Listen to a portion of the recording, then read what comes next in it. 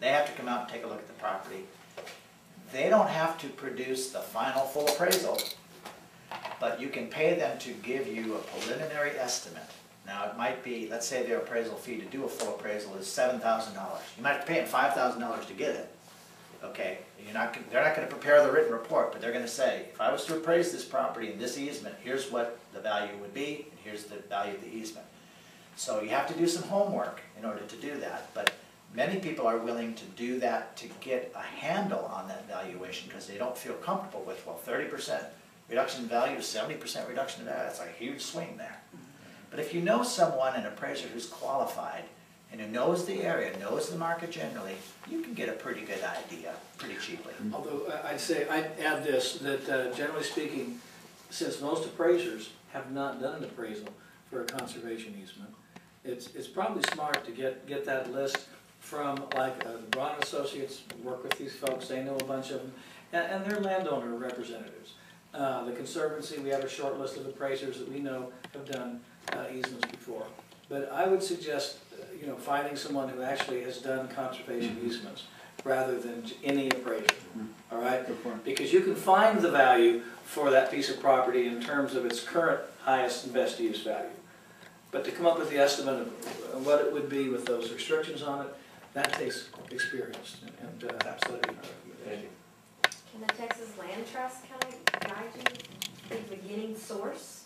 I mean, don't they oversee all of them? They have a list of appraisers. Right. So, I mean, if you go to them first instead, I mean, if you're not wanting to start spending $5,000 or $10,000 there, I mean, all this money, can't you go to the Texas Land Trust with them and they have a bigger picture? They will. Okay. Sorry. But, you can go to your local land trust, though, and then they can give you the name of some appraiser. They can, like I said, you can go out and without spending the full amount, you can probably get a ballpark idea of what you're going to be looking at in terms of savings.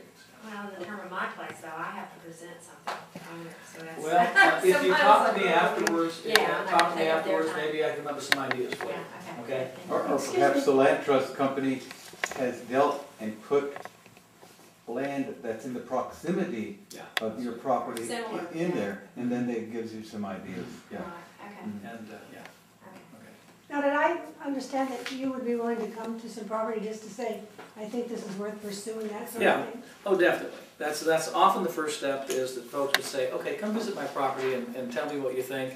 And I could, without getting a complete baseline survey, go out and probably in a few minutes have a sense of whether the we're next on the right step would track. be the appraiser then, right? No.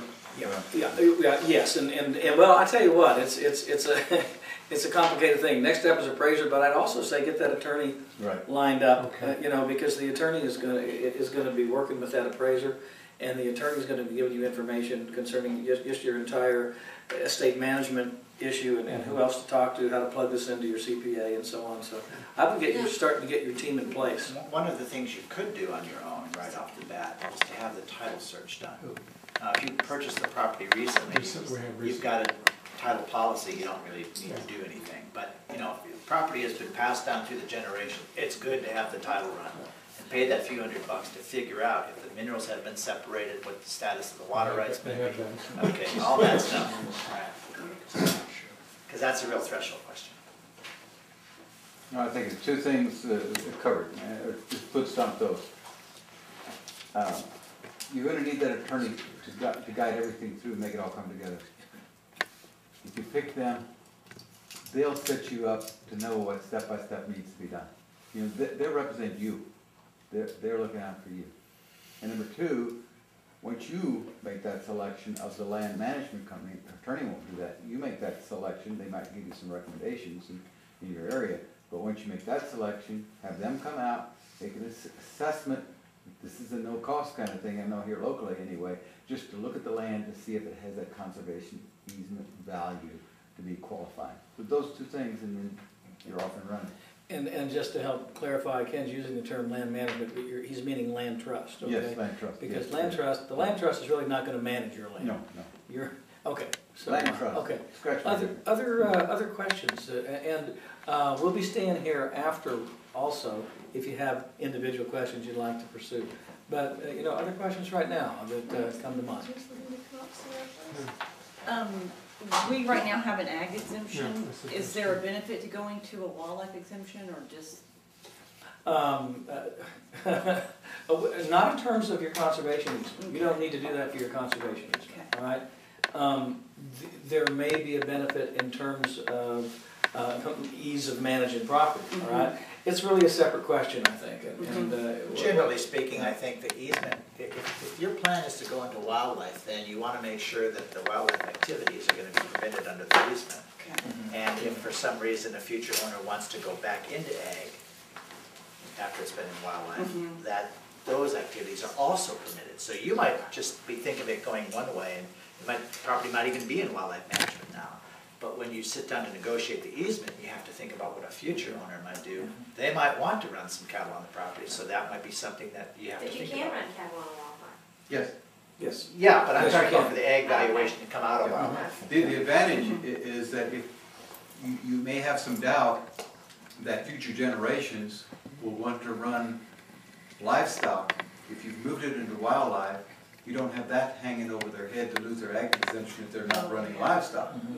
And second of all, you can move from livestock ag exempt to wildlife ag exempt very easily.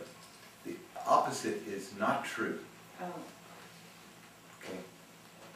If you don't have any type of ag exempt and you want to go wildlife, there's a lot of prerequisites of things that have to be put in place for that to be allowed by most counties. The theory is that when you're a livestock management type entity, you're really always doing the things that are necessary for wildlife anyway. Okay. So that's why it's go one way easy, the other way hard. Okay. Okay. Other questions? I have a question. Yeah. Does your office have a website? Yeah, it's on the materials, it's www.braunassociateslaw.com. Good question.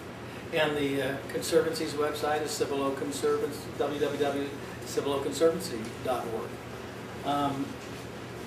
Now, what I'd like to do is, let's see, those of you that arrived late, if you care to make a donation for our nature center here so that they pay for all this air conditioning they're doing, that'd be great before you leave. And in addition, these evaluations really help us think about shaping these things in the future. But you can see how in-depth a subject this is and how we're scratching the surface in many ways.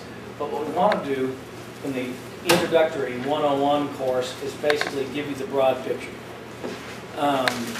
At this point, I would be happy to visit anybody's place, or I can visit with you here, or I can visit with family members.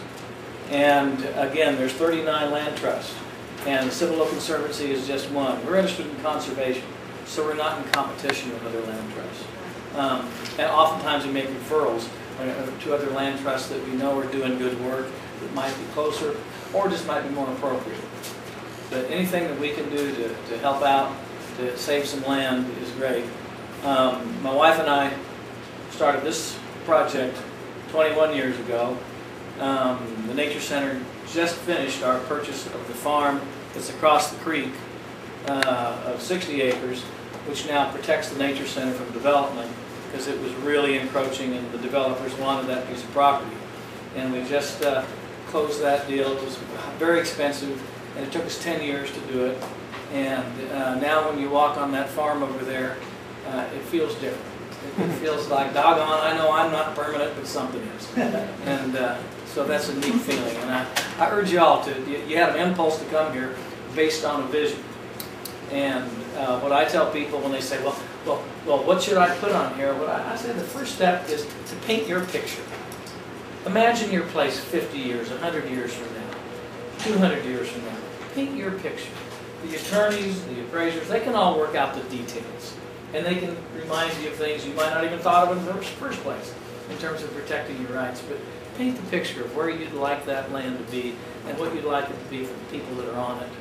And you get that clear in your mind and the rest will follow. So I thank you all for caring about your land. And thanks for coming tonight. And if anything else we can do, let me know. I'll be over here to take your evaluations. And there's still some ice waters and you're free to take one. And I hope we can talk some more. Thank you for coming. Thank you.